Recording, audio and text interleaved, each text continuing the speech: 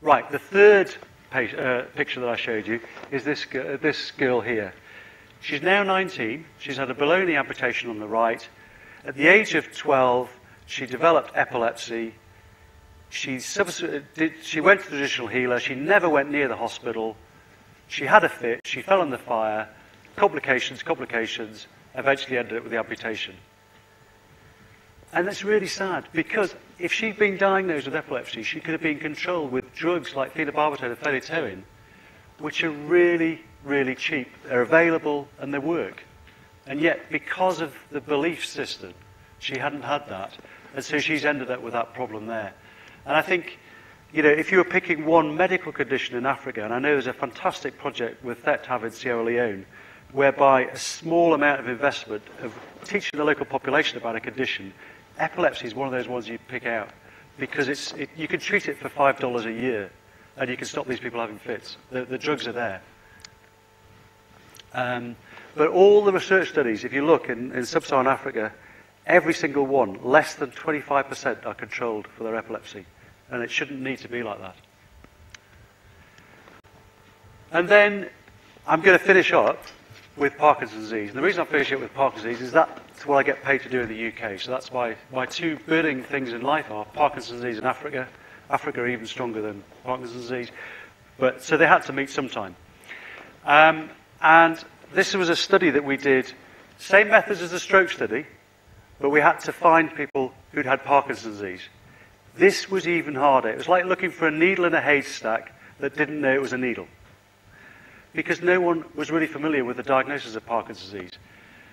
So we did the house-to-house survey. We did find people. This is the first ever prevalent study of Parkinson's in sub-Saharan Africa. But less than a fifth of the people we found had ever been diagnosed or knew they had Parkinson's disease. And you're probably sitting thinking, well, actually, does that really matter? Well, hopefully, after a couple of videos, I'll show you why I think it does. So we found that the age-standardized rates were half the UK. But I think that's not really surprising, because they don't get diagnosed, they don't get treated, they probably die fairly quickly. If you have Parkinson's in the UK, you will get treated. You can't have Parkinson's and not get diagnosed and treated. But in Africa, it's very much the exception. And it's the same old story. You know, they don't go to the doctor, they go to a traditional healer. They don't get access to drugs. Even if they do get diagnosed, there's no one there who's going to follow them up. So, but we did find these people, and then you think, it's funny actually, this is the only study that Parkinson's UK, the Parkinson's charity, has ever funded outside the UK. And when we applied for funding, we applied for drug funding, but they didn't give that to us. They only gave us the problem study. And I felt in a very difficult ethical position, because I know these people could be treated and actually end up quite well controlled. So I'm finding them and then not being able to treat them. But you can treat them. So this is a metronome. So those of you who play the guitar or the phone, you could go down to a local music shop and you can get a metronome like this. 12 quid. What has a metronome got to do with Parkinson's disease? Basically, one of the problems with Parkinson's disease is people end up walking like that, and they lose the automatic control of their movements. And if you can make them, if you can what we call cue them, suddenly they can start walking again. And what we showed was, we actually did an intervention with all these people who never had treatment for their Parkinson's before, and we actually did this intervention with a physiotherapist in Tanzania with these metronomes, and everyone gets really excited when it's less than 0.001. All right, so that was very exciting.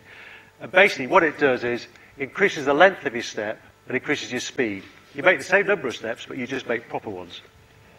But I'm going to show you that now in a video, if it works. No. There we go. Right. So this guy responded to our questions. We had 6 questions to identify Parkinson's disease. So he never knew he had Parkinson's disease, but he'd responded to one of our questions about shuffling or whatever it was, and he had Parkinson's disease. What we're doing is making him walk, and we're making him multitask. Now, because he's got Parkinson's disease, he can't multitask, and it's even worse, he's a bloke who's got Parkinson's disease, so he really can't multitask. But we're making him multitask by picking up this tray. Now you can hear that, that's the metronome. So this is the same day, just afterwards, using the metronome. And you're thinking, well, that hasn't made much difference. So we're going to multitask him.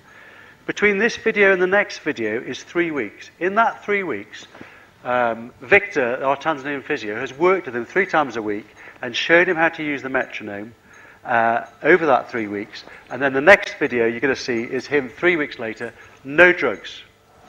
And when I show this to neurologists, they don't believe it. And I show this to neurologists to say that physiotherapists are important people. That's him 3 weeks later. And there you are, he's walking like, you can't hear the beeping because he hasn't got that on. And look how quickly he turns. He doesn't take many steps to turn around. And that's all purely by cueing him with this thing. And then the next video is when he's got it on. And I promise I haven't speeded this up. No drugs, just a metronome. So that we could do, but actually shortly afterwards we were then able to get some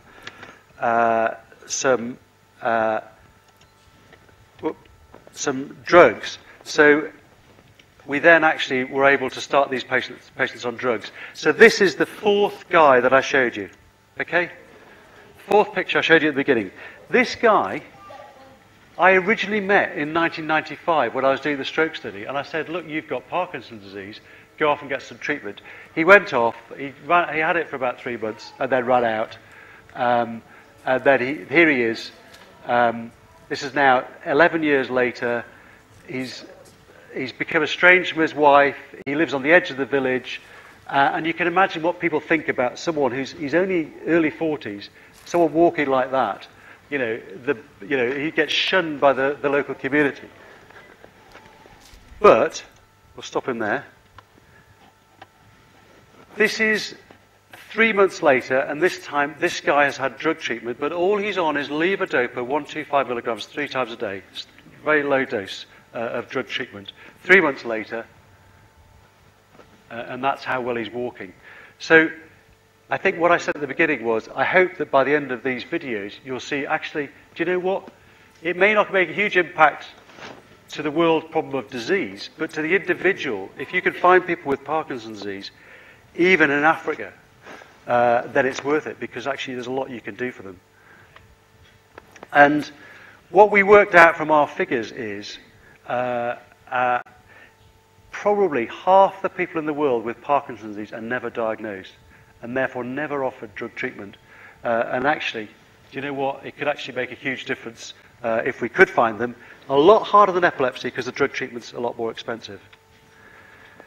So just last couple of slides really. I could do better, yes, lots of things. Loads of things that have gone wrong. I've given you the highlights, but there's lots and lots of frustrations.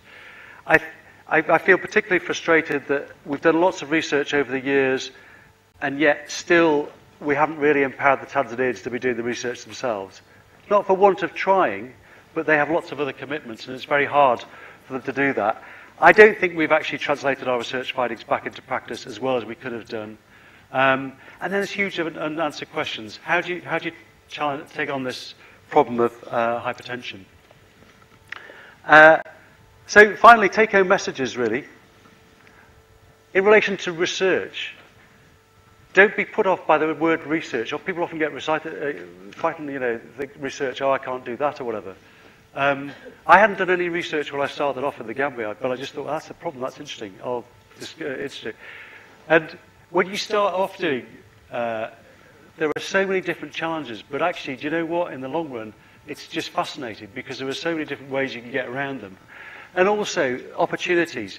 I couldn't do a house-to-house survey in North Tyneside. People would tell me where to go. But you can go and do a house-to-house survey in Africa, and people will be in, and they'll answer your questions. But also be prepared for the unexpected. You start off looking at stroke, and then you end up looking after children with fluorosis, So you've just got to follow your nose and see where it heads. And then finally thinking about links. I think we're incredibly lucky at Northumbria to have Brenda, but also to have several other people who are incredibly enthusiastic and spend a lot of time on this. No one gets paid to do this. It's done in their spare time. But people who are in it for the long haul, and they're the people you've got to find when you're running links. The people who aren't going to, the people who are going to go out and then come back and think, how are we going to do something about that? Not that you don't want the medical tourists.